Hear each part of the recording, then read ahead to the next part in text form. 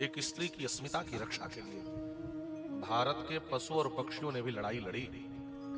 आगे चलकर ये बंदर, भालू, रीछ सब लंका पहुंचते हैं, सब लंका पहुंचते हैं। श्री राम चाहते तो अकेले रावण पर विजय पा लेते, लेकिन श्री राम का जीवन केवल किसी व्यक्ति पर जीत प्राप्त करने के लिए नहीं है, लोगों के भीतर वह धर्म की चेतना जागृत करने के लिए है कि तुम अधर्म का विरोध करने सीखो। और श्री राम ने एक ऐसी चेतना जगाई कि रावण त्रेता में एक बार मरा होगा, लेकिन आज भी वह चेतना इतनी प्रबल है कि लोग प्रतिवर्ष रावण बना बनाकर जला जला करके मारते हैं। जहां भी रावणीय वृत्ति आएगी वो जला दी जाएगी, वो मिटा दी जाएगी, वो मार दी जाएगी। इस चेतना को किसने जागृत करी? श्री राम ने जागृत करी। इसलिए रामायण श्रेष्ठ इतिहास है, जहां का एक छोटा से छोटा पात्र भी धर्म की रक्षा के लिए तत्पर होता है। महाभारत का बड़ा सा बड़ा पात्र भी अधर्म का विरोध नहीं करता। इसलिए रामायण श्रेष्ठ इतिहास है, हमें रामायण की कथा सुननी चाहिए। इतिहास श्रेष्ठ है ना, रामायण है ना। एक बात और है, हमारे आचार्य कहते हैं कि श्री रामायण इसलिए भी श्रेष्ठ इतिहास है क्योंकि कारागृह वास कर्तृ कारागृह वास कर्तृ श्री जानकी जी का चरित्र है वाल्मीकि रामायण, इसलिए वाल्मीकि रामायण श्रेष्ठ इतिहास है। अद्भुत बात है, उस वाटिका में विचरण करने वाली जानकी जी का चरित्र रामायण में है, इसलिए रामायण श्रेष्ठ इतिहास नहीं है। श्री जनक नंदिनी जानकी का चरित्र है रामायण में, इसलिए रामायण श्रेष्ठ इतिहास नहीं है। महाराज श्री दशरथ की पुत्र वधू श्री सीता का चरित्र रामायण में है, इसलिए रामायण श्रेष्ठ इतिहास नहीं है। श्री राम प्राण वल्लभा श्री सीता का चरित्र रामायण में है, इसलिए रामायण श्रेष्ठ इतिहास नहीं है। रावण के यहां अशोक वाटिका में कैद रहने वाली सीता का चरित्र इस रामायण में है, इसलिए रामायण श्रेष्ठ इतिहास है। इसके पीछे का तात्पर्य क्या है?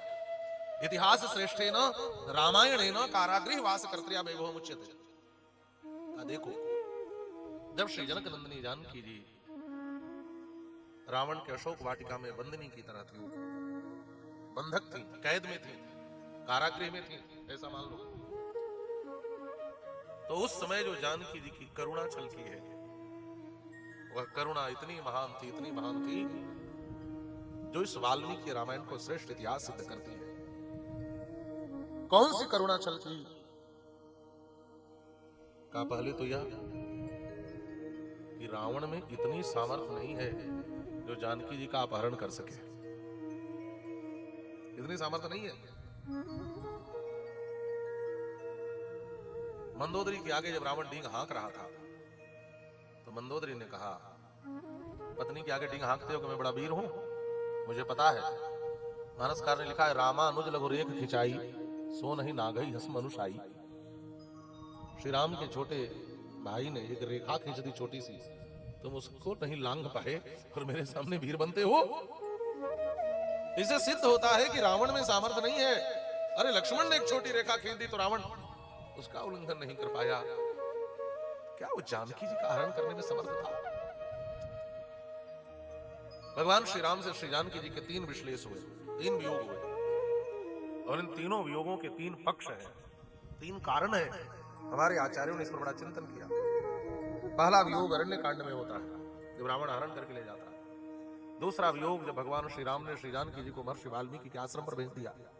और तीसरा वियोग जब जानकी जी तथा में माधवी देवी विवरम दातु महर्षि, हे मां माधवी अपनी गोद में मुझे जगह दो, और पृथ्वी फटी और श्री जानकी जी उसके भीतर चली गई। ये 3 वियोग, 3 विश्लेष हुए, और तीनों विश्लेषों के 3 तात्पर्य है।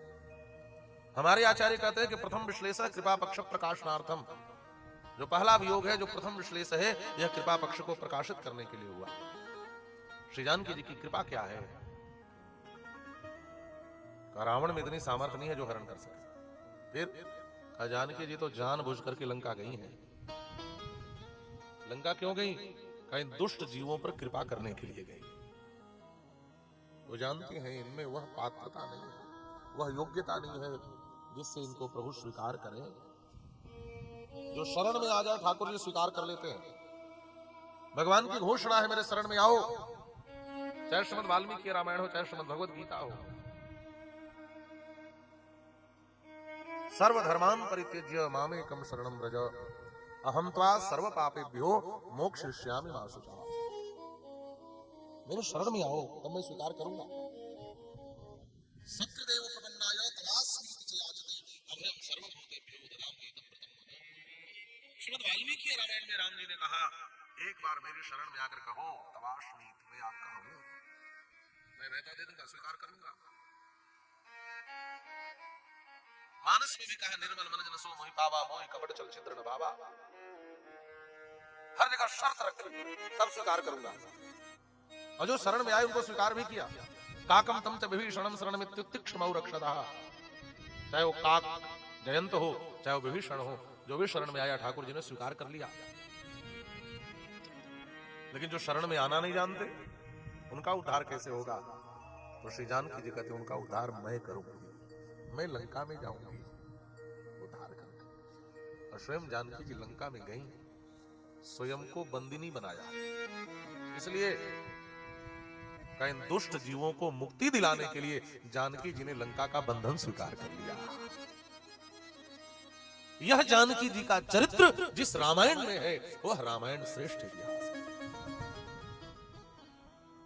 इतिहास श्रेष्ठेन रामायणेन कारागृहवास कर्तृया वैभवो मुच्यते। श्रीमद् वाल्मीकि रामायण इसलिए श्रेष्ठ इतिहास है क्योंकि स्वयं को बंदनी बनाकर जो दुष्ट जीवों के मुक्ति का भी उपाय करते हैं। रावण को डांटते हुए कहा है जानकी जी ने, असंदेशात् तु रामस्य तपस्यानुपालयन् न त्वां कुर्विद शक्रिव भस्म भस्मारते। रावण, तुम्हें क्या लगता है तू बहुत बलवान है? अरे मैं तुझे अभी चाहूं तो भस्म कर सकती हूं। वाल्मीकि रामायण के सुंदरकांड में ऐसा डांटा कि कांप गया रावण। न त्वां कुर्विद शक्रिव, अरे मैं तो एक पतिव्रता स्त्री हूं, बिना पति की आज्ञा के कोई कार्य नहीं करती। हनुमान जी ने कहा, मां चलो अभी मेरे पीठ पर बैठ जाओ, मैं तुम्हें अभी प्रभु के पास ले चलता हूं। वाल्मीकि रामायण में आ जाओ मेरे पीठ पर। श्री जानकी जी ने कहा, नहीं, मैं ऐसे नहीं जाऊंगा। मेरे पति आए, रावण का वध करें, तो मुझे अब आदर पूर्वक यहां से ले चलेंगे, तब मैं जाऊंगी। तत्तस्य सदृशम भवेत्। मैं चाहती तो रावण को मार देती, अब मुझे पता है तुम भी चाहोगे तो मार सकते हो, क्योंकि हनुमान जी ने घोषणा की लंका में, न रावण सहस्त्रम में युद्धे प्रतिबलम भवेत् शिलाभिश्च प्रहरतः पादपैश्च सहस्रशः अर्दित्वा पुरीं लंकाम् अभिवाद्य च मैथिलीं समृद्धार्थो गमिष्यामि मिषतां सर्वरक्षसाम्। एक रावण तो क्या 1000 रावण भी आ जाए तो मेरे सामने खड़े नहीं हो सकते हैं। ये घोषणा है हनुमान जी की। जानकी जी ने कहा, ना मैंने मारा है ना तुम्हें मारने दूंगी। यदि मैं मार दूं या तुम मार दो तो मेरे पति के यश चंद्र पर जो कलंक लगा है, उस कलंक का प्रक्षालन करें।